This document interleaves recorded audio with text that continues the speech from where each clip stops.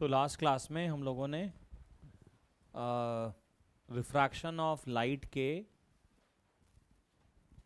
Application शुरू कर दिए थे और पहला एप्लीकेशन हमारा था रियल एंड अपरेंट डेप्थ कि जो ऑब्जेक्ट यहाँ पे पड़ा है, देख रहे हो यहाँ पे पड़ा है, वो यहाँ ना पड़ा होके यहाँ दिखाई देता है, अपरेंट डेप्थ। और फिर हमने उसके साथ साथ एक कॉन्सेप्ट और पढ़ा था, अगर आपको याद हो, हमने कॉन्सेप्ट पढ़ा था जिसमें हमने देखा था कि कोई ऑब्जेक्ट है जो फ्लाइंग हाई ऑब्जेक्ट है जो ऊपर उड़ रहा है, वो हमें एक्चुअल में और ऊपर नज़र आता है। वो फ्लाइंग हाई ऑब्जेक्ट की बात कर रहे हैं, वो और ज़्यादा ऊपर नज़र आता है। तो वो हम लोगों ने दो टॉपिक्स यहाँ पे पढ़े थे लास्ट क्लास में। मुझे याद आता है कि मैंने apparent shift in position of sun at sunset and sunrise भी कराया था। वो 2 मिनट का गैप याद है तुम्हें लोगों को, है ना?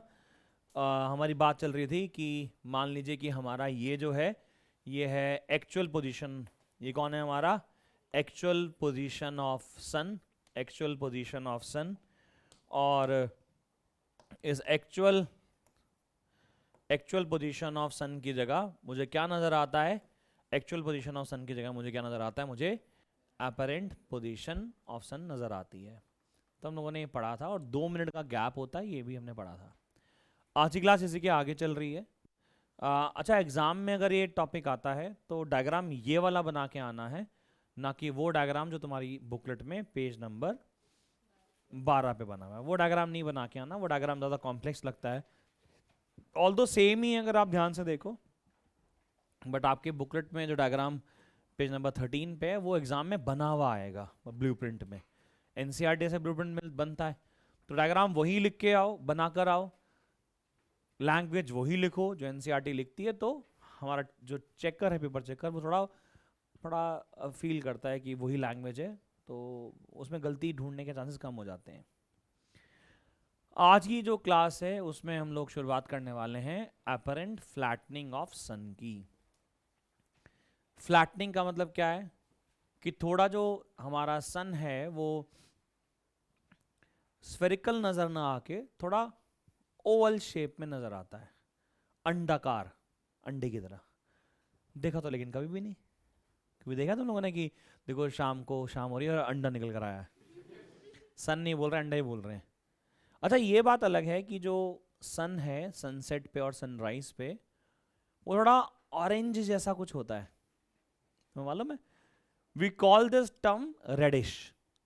रेड, ऑरेंज और येलो वगैरह को मिला के जो बनता है उसको हम लोग बोल देते हैं क्या? रेडिश।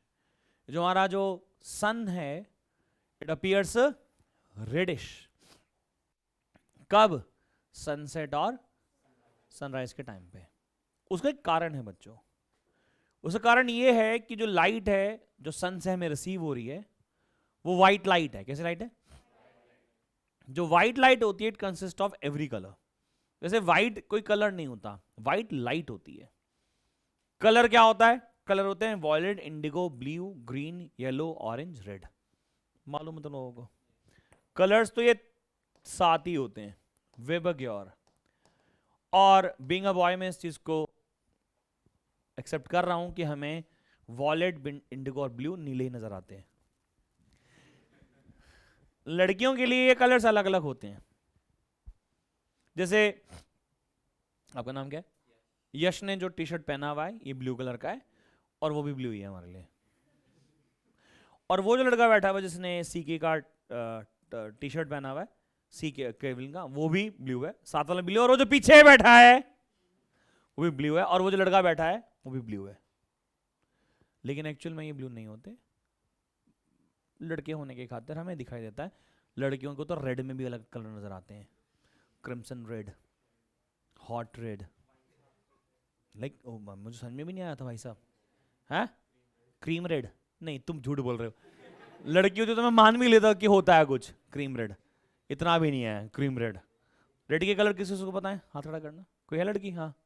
रेड, रेड का कलर कौन कौन सा होता है मालूम है? नहीं नहीं, रेड रेड ही होता है बस। क्रियन झूठ बोल रही है। मैं आपको कलर्स दिखाता हूँ। हंस क्यों रहे हो यार? This is blue colour. शायद ये this is Indigo, this is wallet. तुम्हें लग रहा होगा एक ही तो बात है, नीला कि मम्मी ने उजाला डाला, थोड़ा कम, थोड़ा ज्यादा, थोड़ा बहुत ज्यादा, लेकिन 7 कलर्स होते हैं VIBGYOR, wallet, Indigo, blue, green, yellow, orange, red, जिसमें से मैं रेड के साथ हमेशा हॉटनेस को जोड़ देता हूं। Wallet, Indigo, blue, green, yellow, orange में मैं रेड के साथ हमेशा हाईएस्ट वेवलेंथ बोलता हूं, बिकॉज रेड ऐसा कलर है जिसकी वेवलेंथ सबसे, और वॉलेट वो है जिसकी वेवलेंथ सबसे। अब वॉलेट कौन सा कलर है? वॉलेट वॉलेट होता है, ठीक है। क्लास में बैठे हुए किसी भी लड़के को वॉलेट के बारे में कुछ नहीं पता, लेकिन नाम सुना हुआ है। अभी मैं तुम्हें दिखा दूं तो थोड़ा सा लग भी रहा होगा। हमारे लिए नीला, लड़कियों के लिए वॉलेट। वॉलेट की वेवलेंथ क्या होती है? सबसे कम, रेड की सबसे ज्यादा। ये एक ऑब्जर्वेशन है, शायद तुमने सुना हो 400 से लेके 650 नैनोमीटर तक वेवलेंथ रेंज कर दी। याद है किसी को? 400 नैनोमीटर से लेके 650 या 700 लिख लेता हूँ, 700 नैनोमीटर तक जो लाइट होती है वो हमारी विजिबल रेंज की होती है, जिसमें 400 जो है वो वॉलेट के लिए, रेड जो है के लिए जो है वो 7000 है। यानी विजिबल स्पेक्ट्रा में से सबसे ज्यादा वेवलेंथ जो होती है रेड कलर की होती है। शायद तुमने सुना हो एक कॉन्सेप्ट होता है रेले स्कैटरिंग, ये 10th क्लास में पढ़ाया गया था। रेले स्कैटरिंग में ये बताया गया था कि कौन सा कलर कितना फैलेगा मतलब स्कैटर होएगा। तो जब लाइट सन से आ रही होती है, और हम बात कर रहे हैं शाम की या सुबह की। अच्छा, तुमने देखा भी होगा कि जब आप सूरज को देखते हो सुबह सुबह या बिल्कुल शाम को, सुबह मतलब जब सनराइज होने वाला होता है, 10 बजे नहीं जो तुम्हारी सुबह होती है, सुबह एक्चुअली तब हो जाती है जब सनराइज हो रहा होता है। जैसे कि मान लीजिए 5:40 का लेट्स सपोज सनराइज है, तो 5:45 5:50 इस टाइम पे सनराइज अब कहलाता है। उस टाइम में सन थोड़ा सा रेडिश नजर आता है, ढलते हुए शाम का सूरज भी थोड़ा सा रेडिश नजर आता है, ऑरेंज नजर आता है। दोपहर में कभी नहीं होता। दोपहर में देखा होगा बिल्कुल सफेद सफेद दिखाई दे रहा होता है, और सफेद भी दिखता थोड़ी ना, वो तो इतना ज्यादा इल्यूमिनेशन होता है कि कुछ देख नहीं पाते। सन को कभी देखना हो तो कोई पोलराइड अगर आप पहन ले, पोलराइड समझते हो, लाइट को ब्लॉक कर देता है। जैसे जो क्रिकेटर्स हमारे चश्मा पहनते हैं वो पोलराइड्स पहनते हैं, बड़े महंगे चश्मे होते हैं, मालूम है तुम लोगों को? पोलराइड। वरना आपके घर में कोई एक्सरे फिल्म पड़ी हो, एक्सरे, जैसे मैंने अपनी दादी का फिल्म लगा ली, उसमें देखा 2 पथरी ये थी और सन ये रहा। तो हाँ, ऑनेस्टली स्पीकिंग, तो आप मतलब मैं पथरी की बात नहीं कर रहा हूँ, मैं फिल्म की बात कर रहा हूँ कि फिल्म से देखोगे तो सन का थोड़ा आपको शेप नजर आएगा, स्फेरिकली दिखाई देता है, लेकिन वो दिखता सफेद ही है। दोपहर में सन सफेद ही क्यों दिखता है? उसका एक कारण है, क्योंकि जब हमारा सन नून में होता है तो वो हमारे बिल्कुल सर पे होता है सामने, और जिस टाइम सनराइज या सनसेट हो रहा होता है सन वहां होता है या फिर यहां होता है, बोलो ईस्ट या वेस्ट में, बोलो हाँ। जब सन ईस्ट या वेस्ट में यानी कि सनराइज या सनसेट के टाइम पे होता है तो उसकी जो रेज होती हैं travels larger distance in atmosphere. जैसे कि मान लीजिए यहां पे ये अर्थ है, हाँ,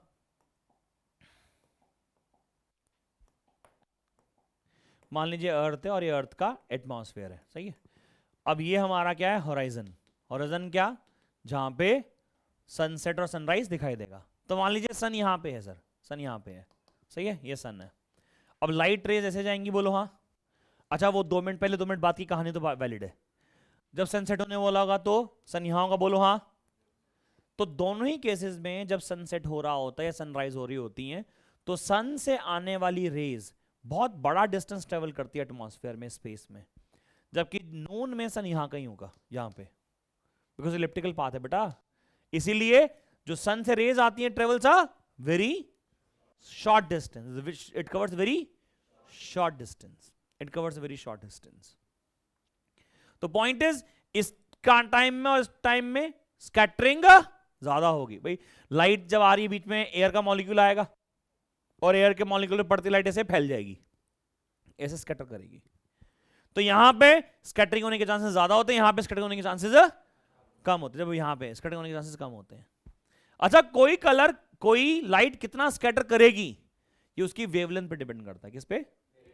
वेवलेंथ। जैसे कि हम बात करें वेवलेंथ पे बात करें तो जो स्कैटरिंग होती है, स्कैटरिंग ऑफ लाइट, वो इनवर्सली प्रोपोर्शनल होती है वेवलेंथ के। किसके? वेवलेंथ के। जैसे कि हम लोग बात करते हैं वॉलेट कलर की, वॉलेट, तो वॉलेट कलर का लैम्डा सबसे कम होता है, तो उसकी स्कैटरिंग सबसे ज्यादा होती है। इसका मतलब इसे उल्टा और कर लेते हैं कि रेड का वेवलेंथ सबसे, तो स्कैटरिंग उसकी सबसे, लॉजिक है कि नहीं है? पॉइंट है। तो जब हमारा लैम्डा कम होगा, जब हमारा लैम्डा कम होगा स्कैटरिंग ज्यादा होगी, जब हमारा लैम्डा ज्यादा होगा स्कैटरिंग कम हो जाएगी। इनवर्स रूल, जिसका लैम्डा ज्यादा उसकी स्कैटरिंग कम, जिसका लैम्डा कम उसकी स्कैटरिंग ज्यादा। सिंपल है, इसमें क्या प्रॉब्लम है? ठीक है कि नहीं?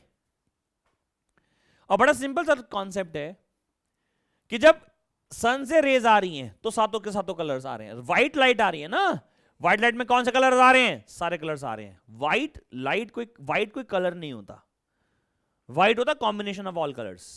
जैसे वॉलेट एक कलर है, रेड एक कलर है, ऑरेंज एक कलर है, व्हाइट कलर नहीं है, ब्लैक कलर नहीं है। ब्लैक कौन है मालूम है? जहां पे सारे कलर्स खत्म हो गए, जहां पे कोई कलर नहीं है वो ब्लैक है। जहां पे सारे कलर्स एक साथ हैं वो क्या है? कोई चीज जैसे ब्लू नजर आ रही है हमें, ये ब्लू नजर क्यों आ रही है पता है? क्योंकि ये सारा का सारा डिफरेंट कलर्स एब्जॉर्ब कर रहा है, ब्लू रिफ्लेक्ट करके दे रहा है। जैसे ये लड़की हरी नजर आ रही है हमें, मतलब हाँ, तो क्योंकि सब ग्रीन कलर जो है वो रिफ्लेक्ट हो रहा है, बाकी सारा ये एब्जॉर्ब कर रहा है। अगर हमने बोला कि साहब ये काला नजर आ रहा है लड़का, मतलब तुम्हारा टी शर्ट शर्ट तो काला क्यों नजर आ रहा है? कि सारी लाइट जो है एब्जॉर्ब हो गई है, कोई नहीं है। कुछ व्हाइट नजर आ रहा है, जैसे छत आपको व्हाइट नजर आ रही है, क्यों नजर आ रही है? क्योंकि इसके अंदर सारे के सारे कलर्स रिफ्लेक्ट होके आ रहे हैं, तो सारे के सारे कलर्स मिल गए तो वो व्हाइट लाइट बन गए। अब ध्यान सुनना मैं क्या कह रहा हूं।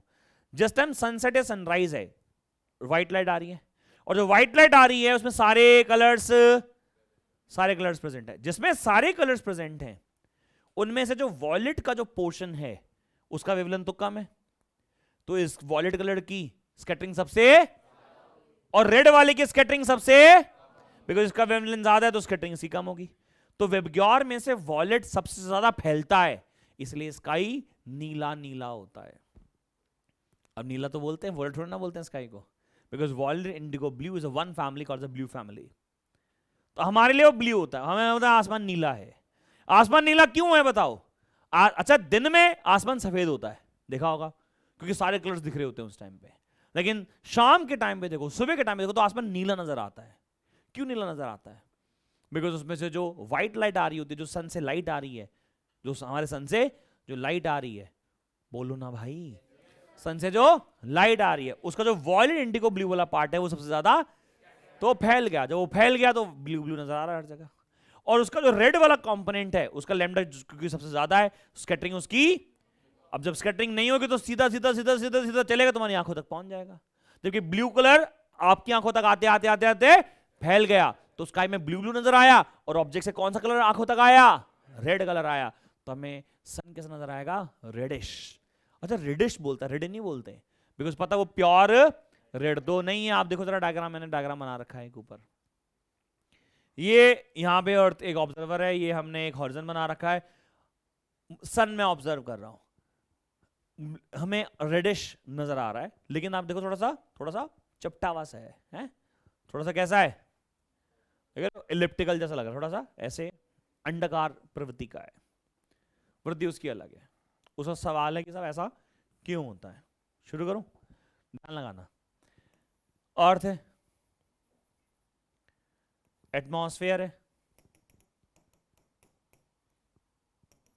होराइजन है, ठीक है? ये है हमारा सन। सन का डायमीटर कितना ज्यादा होता होगा? अर्थ का डायमीटर कितना होता है? 12,800 किलोमीटर, और तो से भी सन तो से भी बड़ा है। तो ये वाला डिस्टेंस, ये वाला पॉइंट और ये वाला पॉइंट सन कितना दूर होता होगा? 1000 किलोमीटर, बोलो हाँ। अच्छा, जो रे ऑफ लाइट यहां से जाएगी एटमॉस्फेयर में और जो रे ऑफ लाइट यहां से जाएगी, क्या वो तुम्हें लगता है कि एक जैसे एटमॉस्फेयर में मूव कर रही होगी? तुम्हें पता है धीरे धीरे ऊपर जाऊंगा तो एटमॉस्फेरिक रिफ्रैक्टिव इंडेक्स अलग होगा, बोलो हाँ। पर जैसे जैसे मैं ऊपर जाता हूं, जैसे जैसे मैं ऊपर जाता हूं, मेरा म्यू क्या होता है? चेंज होता रहता है, घट जाता है। तो जो ये रे ऑफ लाइट है और जो ये रे ऑफ लाइट है वो डिफरेंट डिफरेंट एटमॉस्फेयर में चल रही है। समझे क्या?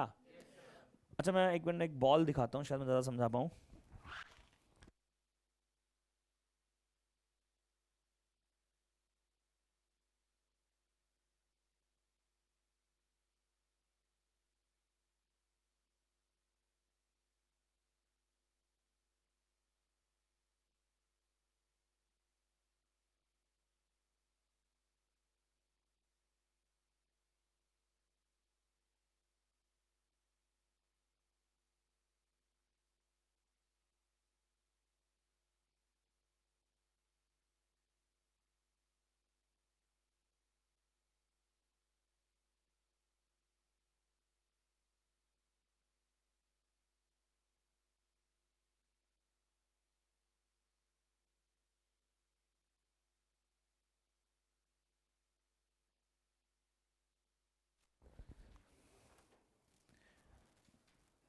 तो अर्थ का ना, मैं ये कह रहा था, देखो अर्थ का ये वाला पॉइंट और अर्थ का ये वाला पॉइंट, अब जब इससे रेज निकलेंगी, ऐसे रेज निकलेंगी, ऐसे आ रही है रेज, तो ये वाली रेज जो ऊपर से आ रही है और ये वाली जो रेज नीचे से आ रही है, ये तो बहुत बड़ा डिस्टेंस होगा ना यार, बहुत बड़ा डिस्टेंस है।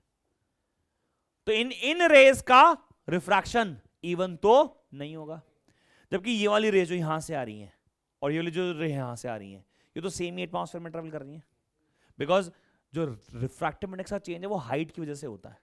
तो ये जो दो रेज आएंगी यहां से, उनको तो सेम मीडियम होगा ना, और सेम होगा तो इनका रिफ्रैक्शन तो हमें अर्थ से जब देखा जाता है sun at a sunset and sunrise, उस टाइम में हॉरिजॉन्टली जो होता है उस एक्सिस में प्रॉब्लम नहीं आता, किस में प्रॉब्लम आता है? वर्टिकल में, वर्टिकल एक्सिस पे।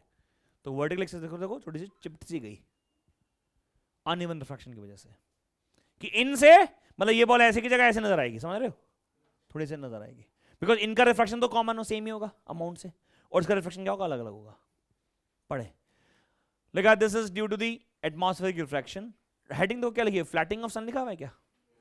सन अपीयर्स फ्लैटेंड, फ्लैटेंड मतलब फ्लैट नजर आएगा।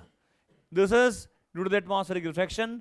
लिखा था as the density of atmosphere, hence the refractive index of atmosphere decreases with the altitude, so the rays from a top and the bottom portion of a sun on the horizon are refracted by the different angles or degrees. This causes the apparent flattening of a sun, but the rays from the sides, side समझते हो, ये वाली side और ये वाली side, the rays from sides, the rays from sides, the rays from sides of a sun on a horizontal plane are generally reflected by the same amount, so sun still appears circular along the side. Side से ठीक लगता है वो, side से ठीक लग रहा है, देख रहे हो, बट ऊपर से फ्लैट हो गया बस, तो उसको बोलते हैं फ्लैटनिंग ऑफ सन।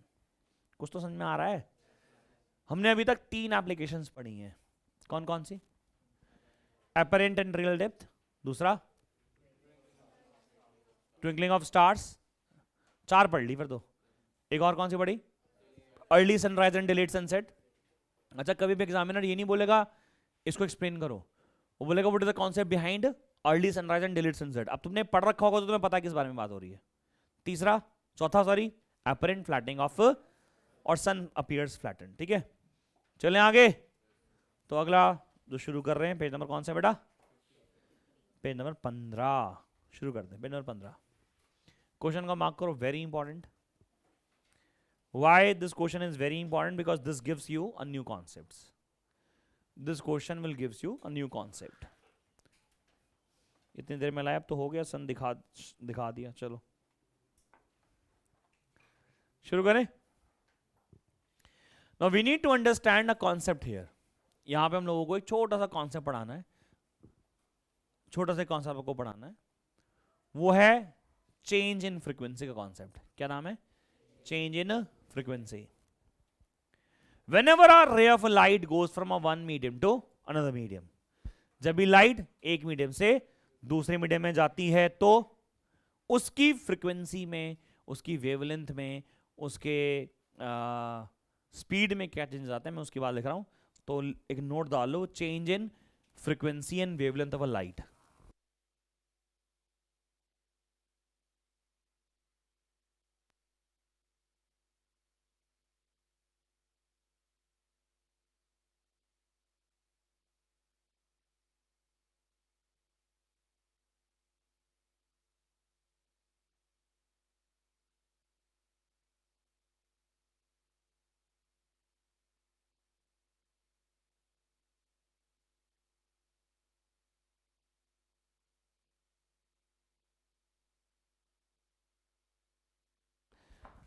शुरू करूं? अब ध्यान देना जरा। मान लीजिए हम लोग बात कर रहे हैं सरफेस की, यहां पे रे ऑफ लाइट इंसिडेंट हुई, हाँ जी, रिफ्लेक्शन होगा या रिफ्रैक्शन? रिफ्लेक्शन। लाइट क्या करेगी? रिफ्लेक्ट बैक होगी सेम मीडियम में। Light is reflected back in the same medium. when light is reflected back in the same medium, there must be no change in its speed. Speed में कोई change? Medium change ही नहीं हुआ sir, medium same medium में वापस आ गया, तो when medium is same then there is no change in its speed में कोई चेंज नहीं है।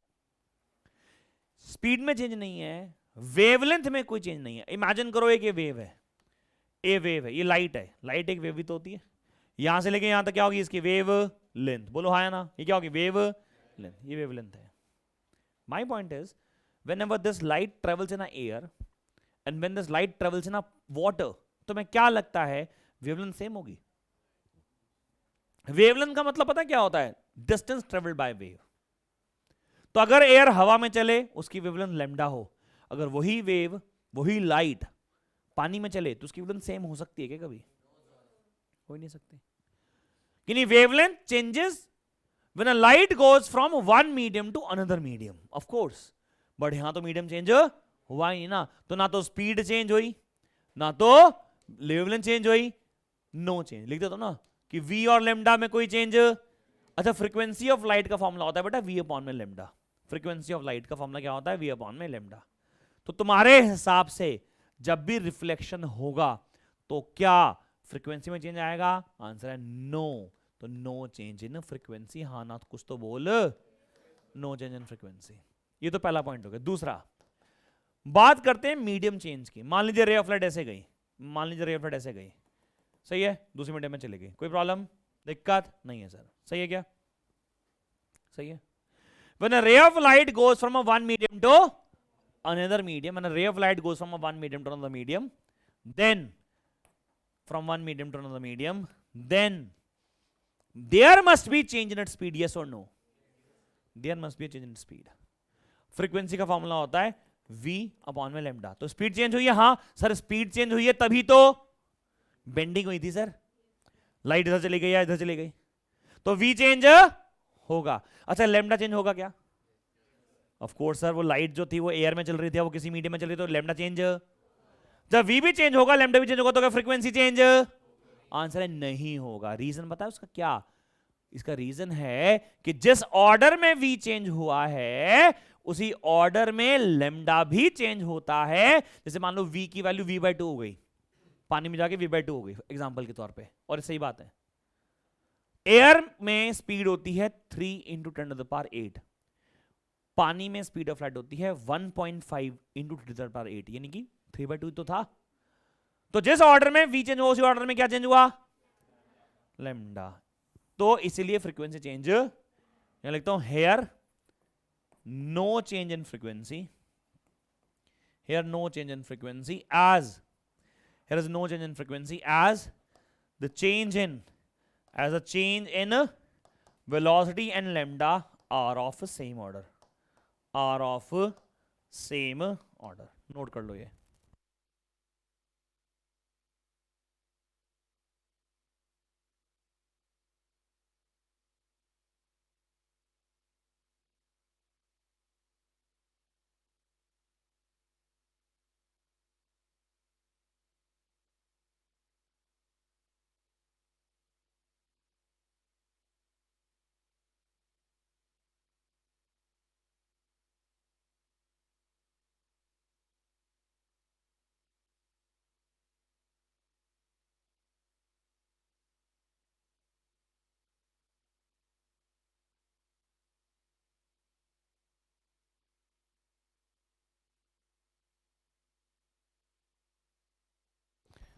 लिख लिया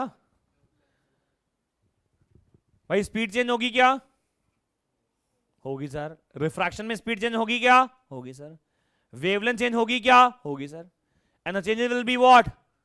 सेम। चेंजेस क्या होंगे? सेम होंगे, इसलिए फ्रीक्वेंसी चेंज नहीं होती। फिर एक बड़ा सवाल आता है यहां पे, कितना चेंज होगा सर? कि साहब कितना चेंज होगा?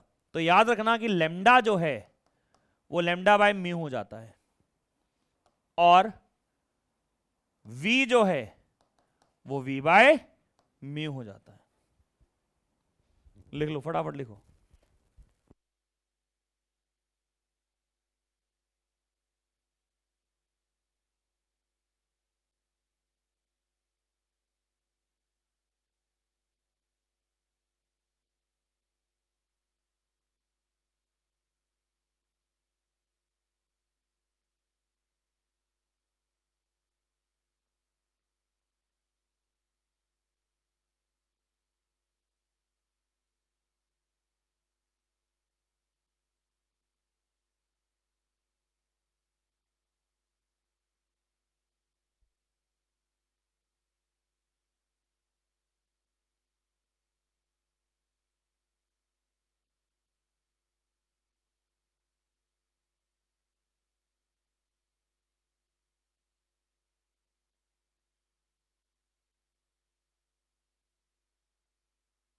दीदी चलें, शुरू करो। ये क्वेश्चन बहुत इजी है।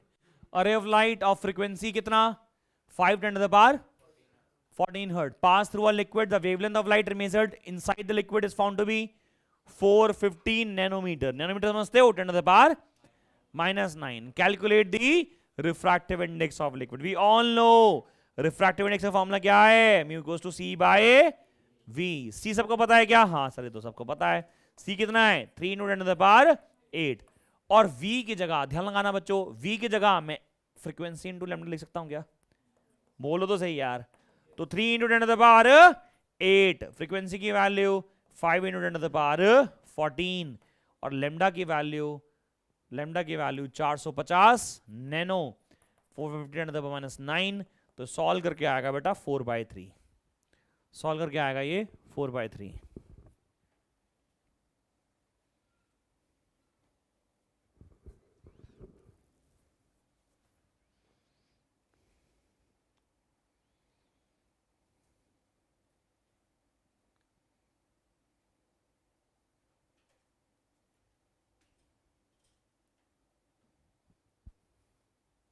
हाँ जी, अगर म्यू की वैल्यू 4/3 है तो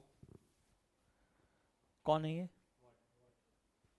पानी यार, मैंने बताया था पानी का रिफ्रैक्टिव इंडेक्स 4/3 और ग्लास का रिफ्रैक्टिव इंडेक्स। ठीक है, अगला क्वेश्चन अपने आप करना है। क्वेश्चन में एक चीज ऐड करनी है, मैं ऐड ऑन करा देता हूं।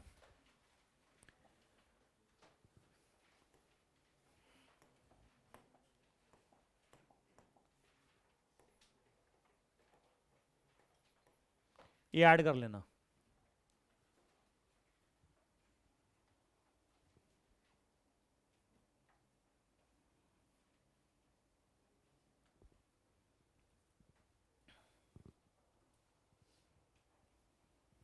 क्वेश्चन को ध्यान से पढ़ो, फिर जवाब दूंगा।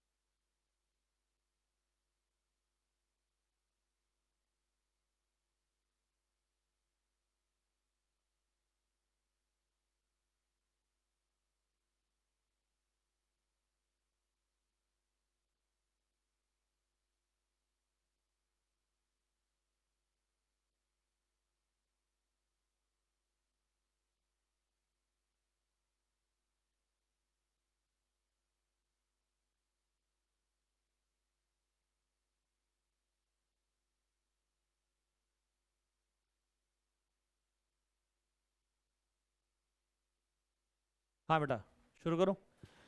सवाल ये बोला है कि एक लाइट है, उसकी वेवलेंथ दे रखी है कितनी, 6000 एंगस्ट्रॉम। मुझे बता सकता है किस तरफ है, 6000 का मतलब हो गया 700 नैनोमीटर के आसपास, तो रेड कलर के आसपास, बोलो हाँ। कई किताबों में ना 650 नैनोमीटर को रेड लाइट बोल देते हैं। 650 नैनोमीटर का मतलब क्या है? 650 नैनोमीटर का मतलब है 6500 एंगस्ट्रॉम। बोलो। तो 6500 एंगस्ट्रॉम की लाइट, यानी कि रेड लाइट की कहीं ना कहीं बात हो रही होगी। चलो, a beam of light of wavelength 6000 angstrom is in air, enters in a medium whose refractive index is 1.5. What is will be the wavelength and frequency of light in that medium? पूरी बात simple है। Wavelength तो lambda dash, wavelength तो lambda dash कितनी होगी? Lambda by mu होगी। ये तो पक्का है, सिंपल है। तो लेमडा दे रखा 6000 डिवाइडेड बाय म्यू दे रखा 1.5, सॉल्व करके कितना आ गया? 4000 आ गया, तो ठीक ही है। बट मेरा सवाल ये है कि फ्रीक्वेंसी में क्या चेंज आएगा? पहले बताओ, फ्रीक्वेंसी में चेंज आएगा भी या नहीं आएगा? फ्रीक्वेंसी तो चेंज होती नहीं ना। और जो पहले फ्रीक्वेंसी थी वो दे नहीं रखी, तो पहले में क्या करना पड़ेगा? पहली फ्रीक्वेंसी निकालनी पड़ेगी। बोलो सही है। फ्रीक्वेंसी का फॉर्मूला बोलो। सी अपॉन में लेमडा। सी कितना? 3 × 10⁸। लेमडा 6000 एंगस्ट्रॉम कितना आ गया? 5 × 10⁻14। क्या लिखा आंसर? लिखा when light travels from air to refracting medium its frequency remains unchanged, f dash is f, यानी कितना रहेगा? 6 × 10⁻14। सिंपल है बेटा, छोड़ दूं क्या? चलो, okay, this is a very good question, ध्यान से सुनना। मान लो कि मेरे पास एक बीकर है, क्वेश्चन मैं बाद में पढ़ाऊंगा, पहले क्वेश्चन देख लो। मान लो मेरे पास बीकर है, बीकर नहीं, मेरे पास जैसे ग्लास है, और ग्लास के बॉटम पे यहां पे मैंने कोई मार्क बना दिया। क्या बना दिया? मार्क बना देते हैं लो, यहां पे एक मार्क बना दिया, सही है। मान लेते हैं जैसे ये तो ग्लास जो है ना, इसकी थोड़ी सी थिकनेस अपनी खुद की भी है। जैसे कोई ऐसे ग्लास होता है ना कोल्ड ड्रिंक वगैरह सर्व करने के लिए, या नहीं, हाँ मेरे पास वो भी है। नहीं, मैं वो नहीं पीता ऑफ कोर्स। ये जैसे दिख रहा है, अरे नॉर्मल, हंस क्यों रहा? तो नॉर्मल ग्लास है ये। कुछ ग्लास होते हैं जिनके बेस में भी ग्लास लगा होता है। ग्लास मतलब वो नीचे से बेस थिक है इसका, दिख रहा है? बेस थिक है, इसका बेस भी थिक है। मेरे पास जो मैं यूज करता हूं ग्लास, वही ग्लास ये है, देखो, इसका बेस थिक। यूजुअली ऐसे ग्लास होते हैं, ये पता नहीं क्यों बनाते हैं ऐसा। आज मैं क्लास में डिस्कस भी कर रहा था, तो एक बच्चा कह रहा था सर इसलिए बनाते हैं ताकि लगे कि पैक ज्यादा हो गया। अरे ये तो कोई लॉजिक नहीं होता, जैसे जितनी पिए तो पिएगा ऑब्वियसली। सुनो, अब मैं आप लोगों को एक सिंपल से डेमोन्स्ट्रेशन है, मैंने कल भी दिखाई थी।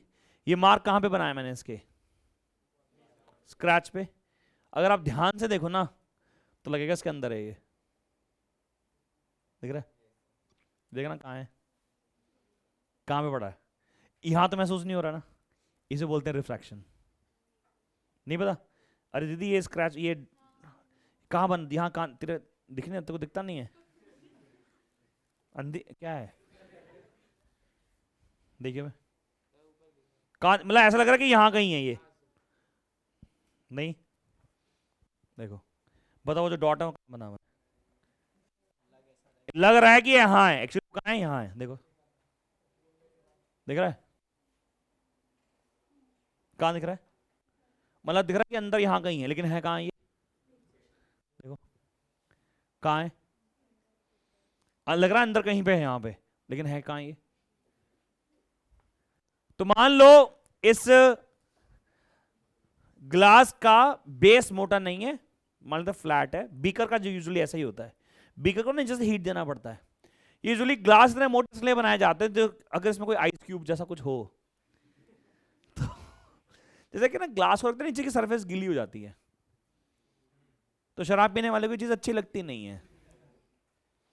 हो क्या, मैं अपनी ऑब्जर्वेशन बता रहा हूं। तो ये बीकर है, बीकर की अपनी कुछ की थिकनेस नहीं होती, तो यहां पे कोई स्क्रैच है, मान लो ये स्क्रैच, कोई डॉट है। यहां पे एक माइक्रोस्कोप लगा हुआ है, इस माइक्रोस्कोप ने इस स्क्रैच को ऑब्जर्व कर रखा है। लेकिन क्या हुआ, इस माइक्रोस्कोप को ना ऊपर खिसकाना पड़ा, थोड़ा सा यहां खिसकाना पड़ा। कितना मैं बता देता हूं, 1.5 सेंटीमीटर ऊपर खिसकाना पड़ा। कितना, 1.5 सेंटीमीटर ऊपर खिसकाना पड़ा। अब ऑफ कोर्स की बात है, माइक्रोस्कोप से दिखेगा तो है नहीं है। तो to make this into a focus, पहले तो सामने सामने था, तो डॉट कहां जाना चाहिए, यहां जाना चाहिए, बोलो हाँ। इसलिए मुझे इसे क्या करना पड़ेगा, अपेरेंटली भाई स्क्रैच तो ऊपर नहीं ला सकता ना, तो हमने क्या डाला इसके अंदर, हमने इसके अंदर पानी डाल दिया। क्या डाल दिया, ताकि इसकी ऑब्जेक्ट की इमेज कहां बन जाए, यहां बन जाए। तो हमसे पूछा क्या, बताओ कितना पानी भरूं, यानी कि वो एक्स याद आ रहा है जिसको अपन टीवी बोलते हैं, तो कितना पानी भरूं। तो हमने कहा साहब एक्स तक भर दो, पानी है, पानी रे पानी, तेरा म्यू 4/3, 1.3333, बोलो हाँ। तो हमने कहा साहब ये पूरा भर दो, कितना ऊपर तक भरो कि ये सामने आ जाए, यानी आप कितना भरो कि ये सामने आ जाए, यानी कि आपके लिए डी की वैल्यू, आपके लिए नॉर्मल शिफ्ट याद नहीं आ रहा यार, आपके लिए नॉर्मल शिफ्ट कितना होना चाहिए। तो क्वेश्चन में इनडायरेक्टली दे रखा है, क्वेश्चन पढ़ो क्या लिखा है, there is a mark made on the bottom of a beaker and a microscope is focused on it. The microscope is raised through 1.5 centimeter. To what height water must be poured? पानी कितने height तक डालो? To what height water must be poured into beaker to bring the mark again into focus? D दे रखा है, T निकालना, mu पता है, D equals to T into 1 minus 1 upon में म्यू। फॉर्मूला याद है कि नहीं है, टी निकालना है, डी दे रखा है, म्यू दे रखा है, 6 आंसर आ गया मेरा। क्वेश्चन समझ में आया, क्वेश्चन बस कैसे किया हुआ है, घुमाकर पूछा हुआ और कुछ नहीं है। आगे अगला, अब अगला क्वेश्चन जो है इसी पे बेस्ड है, इसी पे बेस्ड है, ठीक है। हंस तू ऐसे रहा जैसे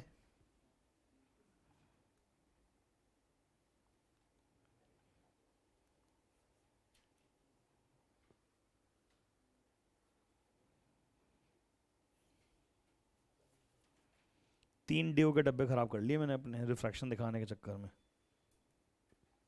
तुम्हें पता है ना लाइट डीओ में भी दिखती है, दिखाई दी तुम्हें, धुआं चाहिए बेसिकली, सिगरेट का हो, हुक्के का हो, अगरबत्ती का हो, या फिर फॉग।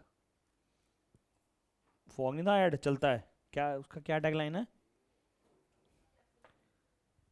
नहीं फॉग का ऐड नहीं है, एक फॉग एक परफ्यूम है, मतलब डीओ है, नहीं पता। हाँ कि हिंदुस्तान में क्या चल रहा है, फॉग चल रहा है।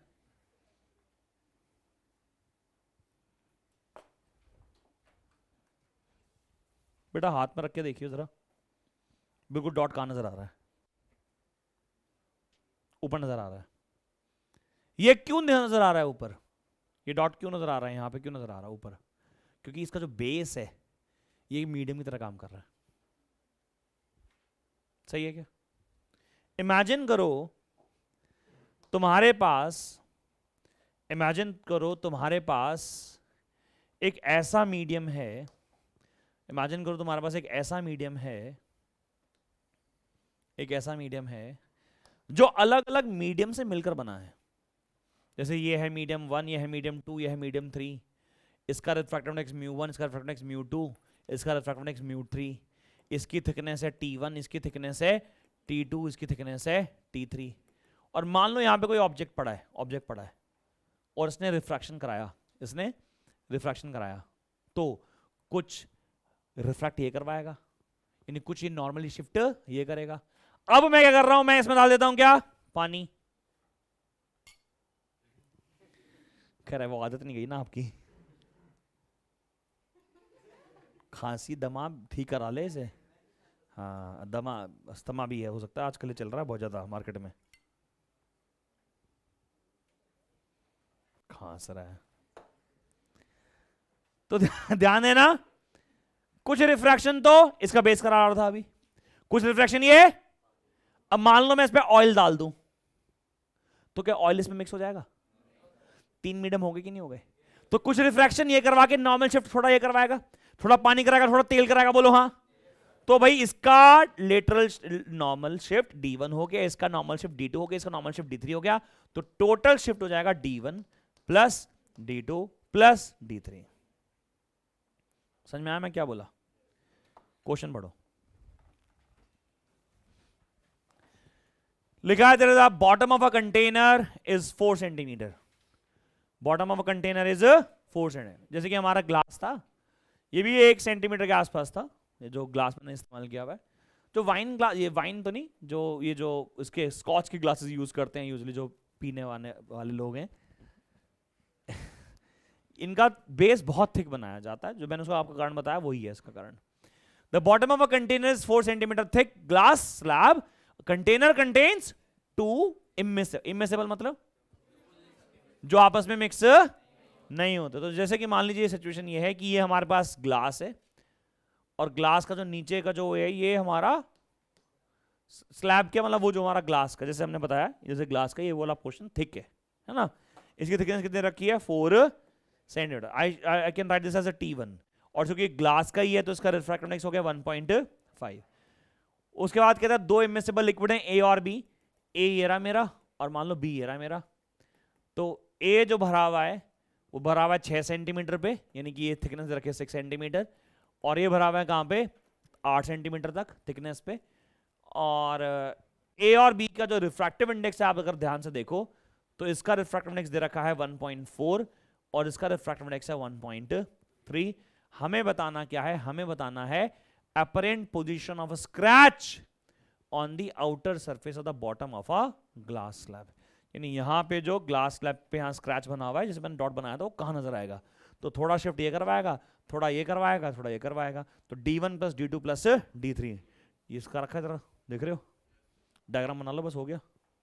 आंसर तो निकाल ही लोगे।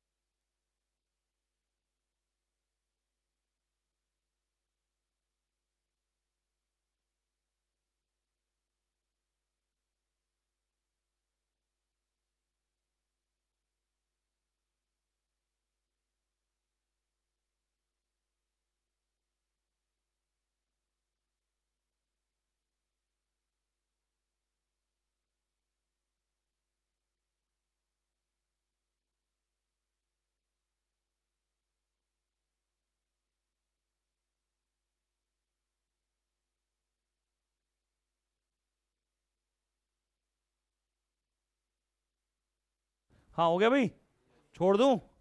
चलूं आगे? अगले टॉपिक का नाम देखो क्या लिखा है, TI टोटल इंटरनल। कितनी बार आप लोगों ने पहले ही पढ़ा हुआ ये टॉपिक है ना? आज पढ़ाऊंगा तुम्हें लगेगा अच्छा ये था क्या। ध्यान से सुनिएगा।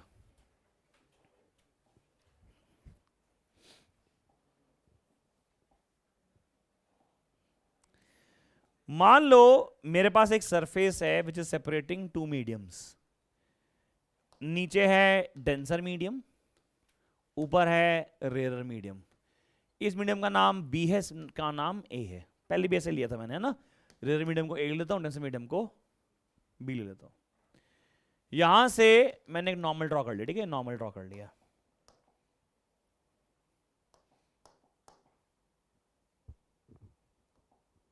चलो, तो रे ऑफ लाइट गई ऐसे, इमेजिन करो रे ऑफ लाइट गई ऐसे, सही है। एंगल ऑफ इंसिडेंस कितना बताना? I1, सही है मान लिया। कहाँ जाएगी, टुवर्ड्स द नॉर्मल और अवे फ्रॉम द नॉर्मल, ऐसे लेके सही है। रे का नाम 1, रिफ्रैक्टेड वाले का नाम 1 डैश, चलेगा। ये एंगल ऑफ रिफ्लेक्शन R1। दूसरी रे ऑफ लाइट बना रहा हूं, ध्यान लगाना। रे ऑफ लाइट गई ऐसे, एंगल ऑफ इंसिडेंस बढ़ा दिया गया, देखो मैंने, एंगल ऑफ इंसिडेंस हो गया I2, रे 2 रिफ्रैक्ट हो गया I, ऐसे हो गई, सही है क्या? क्योंकि जब एंगल ऑफ इंसिडेंस बढ़ाओगे तो एंगल ऑफ रिफ्रैक्शन भी तो सही बन रहा है। हमने एंगल ऑफ इंसिडेंस और बढ़ाया, एंगल ऑफ इंसिडेंस और बढ़ाया, क्या होगा, एंगल ऑफ रिफ्रैक्शन और भी तो बढ़ेगा, बोलो हाँ। यानी रे ऑफ लाइट 3 ये रही और 3 डैश ये हो गई, सही है क्या? एंगल मार्क कर लेता हूं, ये मेरा हो जाएगा एंगल ऑफ इंसिडेंस I3। अच्छा R2, ये R2 बनाना भूल गया, R2 ये हो गया है ना, और ये R3 हो। एंगल ऑफ इंसिडेंस बढ़ा रहे हो तो एंगल ऑफ रिफ्रैक्शन भी धीरे धीरे बढ़ रहा है, बढ़ता जा रहा है, सही है क्या? मैंने और बढ़ाया, मुझे लगा कोई प्रॉब्लम ही नहीं हो रही, बढ़ाओ और बढ़ाओ, तो मैंने और बढ़ाया, ध्यान लगाना, ये मेरा एंगल और बढ़ गया। अब जब मेरा एंगल ऑफ इंसिडेंस और बढ़ गया, देख रहे हो, I4 हो गया, एंगल ऑफ इंसिडेंस और बढ़ गया, इतना बढ़ गया कि मेरा जो रिफ्रैक्टिंग एंगल भी बढ़ेगा ऑफ कोर्स। तो रे ऑफ लाइट मेरे सरफेस पे चलने लगी, अगर ये 4 है तो ये 4 हो गया डैश, यानी मेरा एंगल ऑफ रिफ्रैक्शन कितना हो गया, R4, 90 डिग्री हो गया। When the angle of refraction becomes 90 degree, the angle of incidence in a denser medium is called as critical angle. क्या बोला? Critical angle is that angle of incidence in a denser medium for which the angle of refraction is, or a ray of light is grazing the surface. Ray of light क्या कर रही है? Graze कर रही है, surface के ऊपर चल रही है। मैंने एंगल और बढ़ाया, हमने कहा सर ये तो हद ही हो गई, हमने एंगल और बढ़ाया, अभी मैं एंगल और बढ़ा रहा हूं, देखो एंगल और बढ़ा रहा हूं, सही है। अब जब मेरा एंगल ऑफ इंसिडेंस, अगर आप ध्यान से देखो तो मेरा एंगल ऑफ इंसिडेंस मेरे क्रिटिकल एंगल से भी ज्यादा हो जाए, उस वक्त light will be reflected back in the same medium.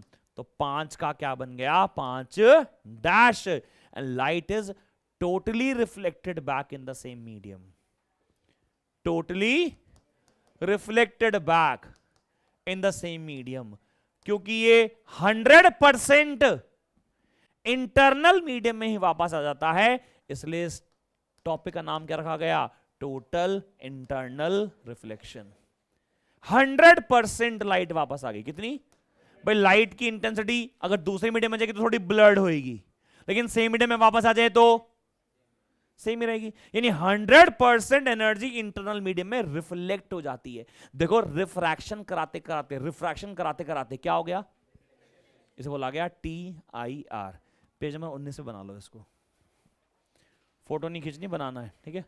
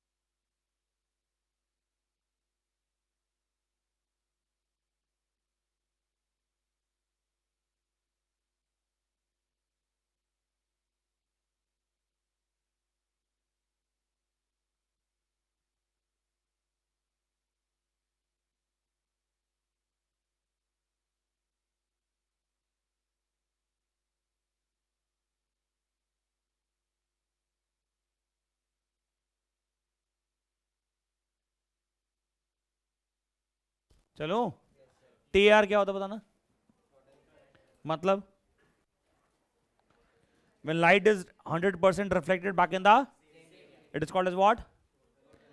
अच्छा आपकी बुकलेट में एक डायग्राम ये बना हुआ है, देख रहे हो, एक डायग्राम वो बना हुआ है जो एनसीईआरटी में बना हुआ है, वो वही है एग्जाम में वो बना के ना जो मैंने बनवाया तुम्हें, ठीक है, वो अच्छा लगेगा देखने में। दूसरा आप देखो इस पॉइंट पे तो रिफ्लेक्शन होना ही नहीं था, मेरे को तो सीधा ही निकलनी है, यहां नहीं हुआ, यहां नहीं हुआ, यहां ग्रेजिंग शुरू हो गई, ग्रेजिंग का मतलब लाइट मूविंग ऑन द, यहां पे ग्रेजिंग शुरू हो गई, जब लाइट ग्रेज करने लगी तो इस एंगल को क्या बोलते हैं हमने, एंगल ऑफ क्रिटिकल एंगल, और उससे भी ज्यादा एंगल अगर हमारा इंसिडेंट हुआ लाइट तो रिफ्लेक्ट बैक हो गई सेम मीडियम में। बोलो तो सही यार, पक्की बात, समझ में आया है, ध्यान लगाना आप जरा। मैं कह रहा हूं कि मान लो A4 वाले पॉइंट पे, मान लो A4 वाले पॉइंट पे, इस पॉइंट पे मैं स्नेल्स लॉ लगाऊं, क्या लगा रहा हूं, याद है स्नेल्स लॉ तुम लोगों को, क्या, साइन आई अपॉन में साइन आर इक्वल्स टू क्या, म्यू। हाँ जी, लाइट कहां से कहां जा रही है, मीडियम बी से लेके मीडियम, तो मीडियम बी से मीडियम ए का मतलब हो गया यहां पे बी और यहां पे, लेकिन अगर टेक्निकली देखो तो रिफ्रैक्टिव इंडेक्स है रेयरर का किसके रिस्पेक्ट में, ये तो उल्टा नहीं हो गया, जेनरिक वर्जन क्या है, म्यू हमेशा किसका होता है, डेंसर का रिस्पेक्ट टू, यानी इसको क्या कर दो उल्टा, यानी 1 अपॉन में म्यू बी, नहीं समझ में आया, सही है, यानी आगे 1 अपॉन में खाली म्यू भी लिख सकते हो, यानी साइन आई अपॉन में साइन आर कितना हो गया 1 अपॉन में म्यू। जरा ध्यान लगाओ इस पॉइंट पे सी आई की वैल्यू सी हो गई, बोलो तो सही, आर की वैल्यू 90 डिग्री हो गई, इक्वल 1 अपॉन में साइन 90 कितना होता है, तो साइन सी कितना आ गया 1 अपॉन में, समझ में आ रहा है, डेफिनेशन पढ़ लोगे टीआर क्या होता है, टीआर क्या होता है, when light is totally reflected back in the same medium, but this is only applicable when angle of incidence is greater than critical angle and ray of light is going from denser to, हाँ जी एक definition मिली, critical angle क्या होता है, critical angle वो angle है जिसपे light का angle of refraction, TR की कंडीशन क्या है, टीआर कब होता है, जब angle of incidence critical angle से ज्यादा हो, और दूसरा, सही है क्या, इसे इंपॉर्टेंट मार्क कर लो, तुम्हें लग रहा हो कितना इजी सी बात बता गए, बहुत इंपॉर्टेंट है, एग्जाम में बहुत ज्यादा पूछते हैं ये।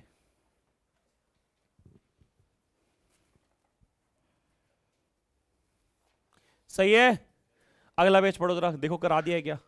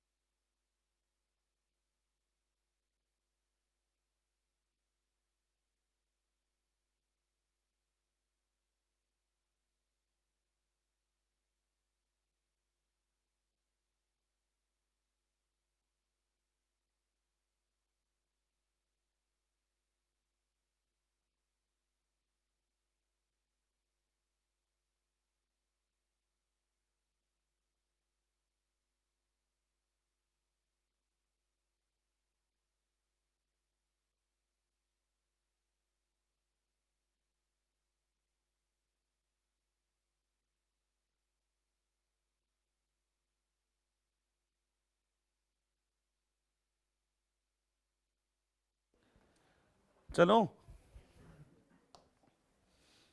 ओके ये पढ़ा दिया ना, इसका डेरिवेशन एग्जाम में नहीं आता बट ठीक है फैक्ट है, पढ़ लेना।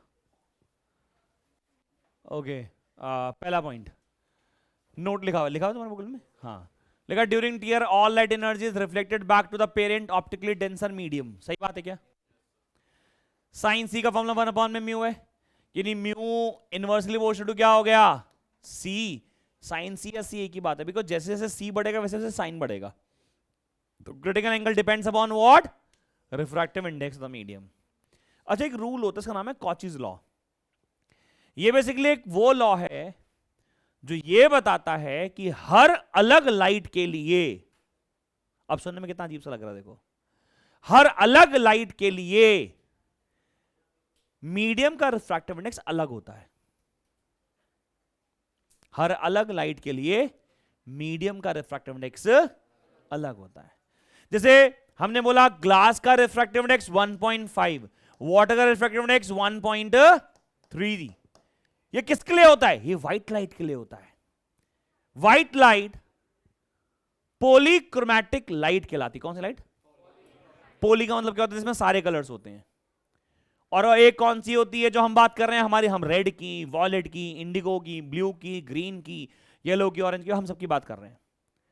हर कलर के लिए वेवलेंथ अलग, हर कलर के लिए उसका रिफ्रैक्टिव इंडेक्स अलग। ये कॉचीज प्रिंसिपल ने बताया कि म्यू जो होता है inversely proportional to lambda square होता है। अब एक बात बताओ, sine C is equal to 1 में म्यू होता है, यानी क्या sine C directly proportional to lambda square होता है? Sine C directly proportional to क्या होता है? लैम्डा स्क्वायर होता है। अच्छा, लैम्डा को बढ़ाओ, क्रिटिकल एंगल क्या करेगा? यानी रेड लाइट के लिए क्रिटिकल एंगल, ये तो पहले ही बता दिया था, घुमा के क्यों बोल रहा? वॉयलेट के लिए लिखा हुआ है, देख लो, wavelength is maximum for red, c will be maximum. Wavelength is minimum for violet, c will be, violet बोल दियो, ब्लू मत बोलियो। लेकिन नहीं, हमें तो एक ही जैसा लगता है, ऐसा नहीं है। जैसे ये लड़का है ना, ये कितना अच्छा टी शर्ट पहना हुआ है, इसमें सारे कलर से देखो, वॉयलेट भी है, इंडिगो भी है, ब्लू भी है। सबसे आखिरी स्टेप जो है इस लड़के का, खड़ा हो बेटा, खड़ा हो जा, बेंच पे खड़ा हो जा।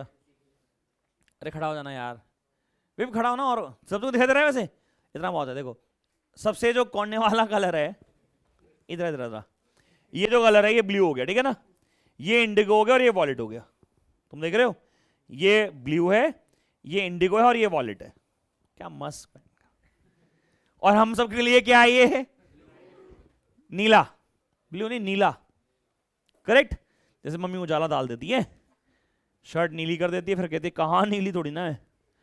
एक बार मैं टॉमी हाइफिगर एक ब्रांड है उसकी शर्ट लेके आया, व्हाइट कलर की, मेरा बड़ा क्रेज था उस टाइम, इंजीनियरिंग कॉलेज में थे, तो इतनी महंगी शर्ट लाया उस टाइम में, 3200 रुपये की, 2010 की बात बता रहा हूँ। तो ऐसा मेरे घर में भी कोराम सा आ गया कि भाई ये पागल है लड़का, तो मैंने धो दी उसको, नील डाल दिया। अब मैं लड़ रहा हूँ मम्मी से, मम्मी ये क्या किया? मैं नीली कर दी है, तो कहाँ है नीली, अच्छी तो लग रही है। तुम्हारे साथ हुआ कभी ऐसा? नहीं होता, मेरे साथ तो बहुत हुआ बाय गॉड, मेरी उम्र वाले बच्चों के साथ होता होगा। चलो अगले क्या, images formed in TIR are much brighter.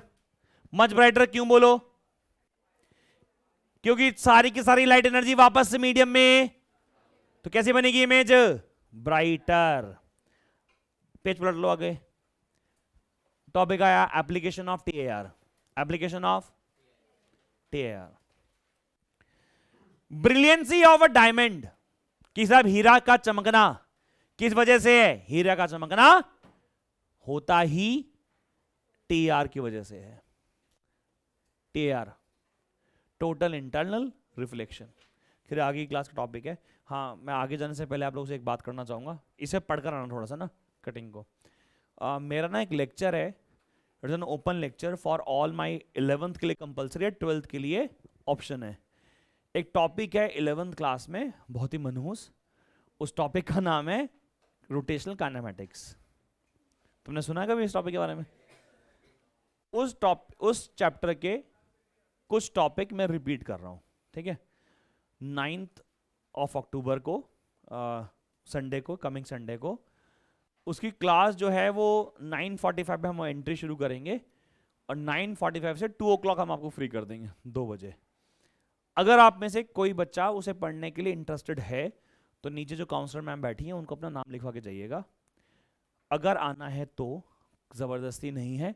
उसकी रिकॉर्ड आपके यूट्यूब के चैनल पे भी आएगी, बट वो 1 शॉट में किस लिए पढ़ाया जा रहा है 1 शॉट में? क्योंकि हम जो है सिलेबस 11th का लेट शुरू किए हैं, सारे बैचेस ही लेट शुरू हुए थे, बताया भी था, तुम्हें पता भी होगा कोविड की वजह से रिजल्ट लेट आया था 10th का। अगर आपका किसी का मन है वो लेक्चर अटेंड करने का तो आप क्लास अटेंड कर सकते हैं, उसके लिए कोई फॉर्मेलिटी नहीं है, बस आपको नाम लिखवा के आना है। वो क्लास यहाँ नहीं होगी। वैसे मेरे पास ना सीट्स लिमिटेड ही हैं, तो मैं ज़बरदस्ती बिल्कुल नहीं कर रहा कि किसी को आना है, बिकॉज पूरी 12th 11th क्लास पूरी आ रही है, complete 11th class is coming. 12th में जो बच्चे एंट्रेंस के जैसे मेरे, अगर आपको कुछ रिवाइज करने का मन हो तो आप आ सकते हैं।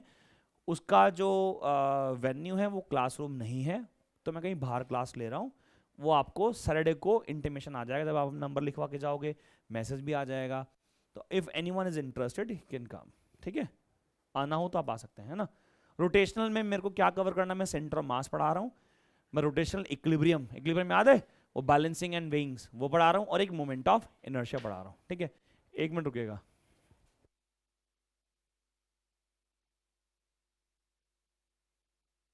लेकिन एक मिनट, माइक चाहिए, नहीं तो माइक, हाँ एक मिनट देना, ठीक है, मैं एक बार मैम मिलेंगे। ये क्या हो गया?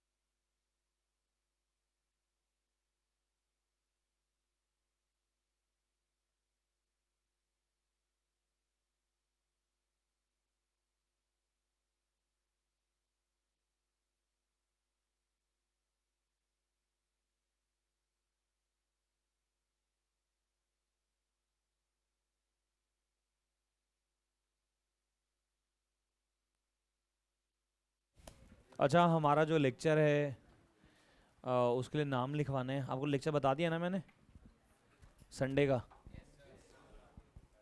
बताया नहीं बताया? Venue is not yet finalized, but it's near Rohini West Metro Station, or might be at near to Madhvan Chowk Metro Station. ये रहा यार, हैं? Is it too far? अबे मधुबन चौक ये रहा। मधुबन चौक पता है कहाँ है? बहुत दूर है क्या?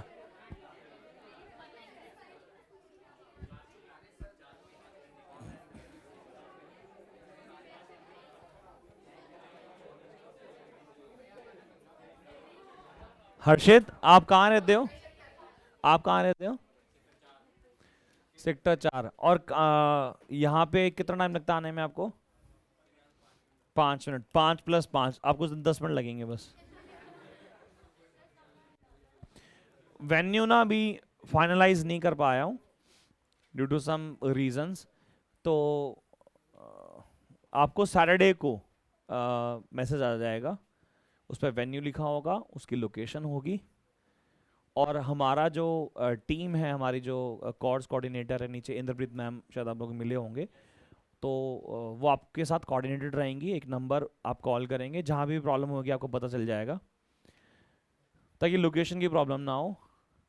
And of course we are looking for that type of venue जहाँ जो रिनाउंड हो, पता हो, तुम्हें गूगल में डाल के पता चल जाए कि कहाँ आना है, ठीक है? वो बता देंगे। दूसरा, हमें बाहर से भी कुछ बच्चों ने अप्रोच किया था कि क्योंकि मैं एक ही बारे में रोटेशनल काइनेमेटिक्स का मेजॉरिटी पोर्शन ख़त्म करने वाला हूँ।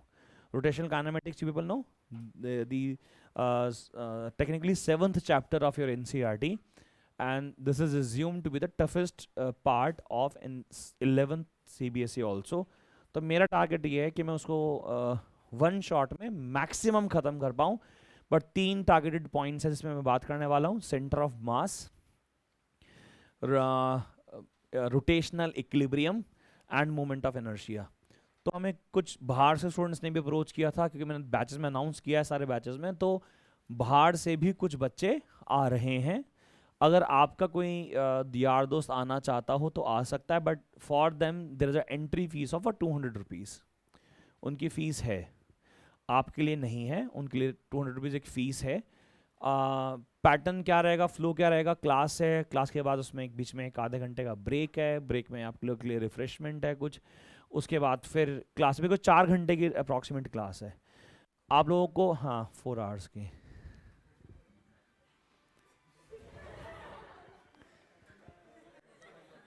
तो 9:30 वी आर प्लानिंग कि अब 9:30 जो भी वेन्यू होगा आप वहाँ पे पहुँच जाएंगे। 9:45 पे will start the entry, and at 10 o'clock will start the lecture. 10 to 2 approximately, या 10 to 12, यानी कि 12 बजे तक या 12:15 या 11:45 हम लोग एक ब्रेक देंगे। ब्रेक के बाद फिर लेक्चर शुरू होगा, और आई होप मैं अच्छा ही करा पाऊँ आप लोगों को। अगर कोई यार दोस्त आपका आना चाहे तो वो आ सकता है। रोटेशनल काइनेमिक्स में 3 टॉपिक्स में ले रहा हूँ: centre of mass, rotational equilibrium end moment of inertia. आप लोगों को इसमें बुकलेट मिलेगी। बुकलेट ऐसी नहीं है लेकिन जैसे मैं बनाता हूँ, उसकी बुकलेट अलग ही बनाई गई है, क्योंकि वो बड़ी ऑडियंस में पढ़ाने के लिए बुकलेट अलग तरीके से डिज़ाइन की है। पैकेज मिलेगा आपको, वहीं पे मिलेगा, और सिर्फ अपने घर से बोर्ड लेके आना है, जिस पे एग्जामिनेशन बोर्ड नहीं होता, जो जिस पे लिख कर रखते हैं, कार्डबोर्ड। हाँ हाँ, क्योंकि कहीं भी बाहर मैं लूँगा तो ऐसा बेंच सिस्टम, वही प्रॉब्लम हो रही है एक्चुअली बैठने की ना। बाकी मैं चाहता हूँ कि क्योंकि लंबा टाइम है, थोड़ा सा ज़्यादा है, 4 घंटे नहीं, बहुत ज़्यादा नहीं है। I hope you will not feel this. मैं पूरी उम्मीद है कि आपको 4 घंटे पता नहीं चलेगा, आप और कहोगे कि एक आधा घंटा और पढ़ा दो, क्या तो ऐसा भी नहीं है। नहीं, ऑनेस्टली स्पीकिंग आप लोगों को प्रॉब्लम नहीं आएगी, इसलिए मैं ये कार्डबोर्ड से नॉल बता लगा रहा हूँ, ठीक है? तो चलो फिर क्लास शुरू करें। कहाँ पे थे हम लोग?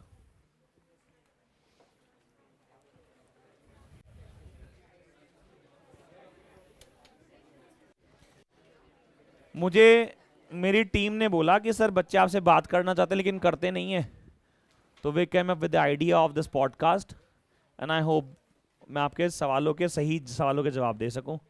आप लोगों ने डालें किसी ने इसमें? अरे वाह, लिख ले, डाल लें। ठीक ठीक है ठीक है। आपका एग्जाम्पल का सेट तुम्हारा तो बनता है, तुम्हारा जवाब देना तो मेरा बहुत बनता है। जब आपका सेलेक्ट हो जाएगा तो आपको पता चल जाएगा, अगर आपका लेजिटिमेट सवाल होगा तो। एक ऐसा सवाल जिसका जवाब देना बनता है। हाँ बिल्कुल। चलिए, Ritika Sharma will be leading that. तो वो मेरे एक स्टूडेंट, मेरे मैंने बताया, उन्होंने बताया वो मेरे 2015 की टॉपर है। हाँ 2015 की टॉपर है वो, 2015 की। तुम थे, पैदा तो हो गए थे। चलिए शुरू करें क्लास। कहाँ पे खड़े थे लास्ट क्लास में? पेज नंबर 19 पे आ जाओ सारे, पेज नंबर 19।